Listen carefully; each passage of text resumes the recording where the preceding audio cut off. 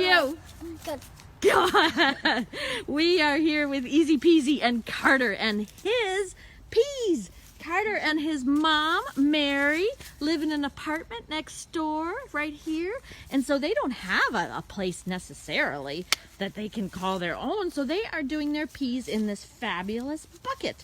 And Carter, what's the latest status of your peas? What are they doing right now? They're growing and they're like this big. Yeah? Okay, let's take a look. So why do we have these leaves on here? Do you remember? So they won't get cold. Yeah, because the nights are still a little chilly, and if it drops below freezing, the baby peas, the little leaves will freeze. So let's take those. Let's take those leaves off. If we fill this water up, it might freeze overnight again. That's true. It might freeze up overnight. It might. Let's take these leaves off and see how big they are. You said almost as big as your finger, huh?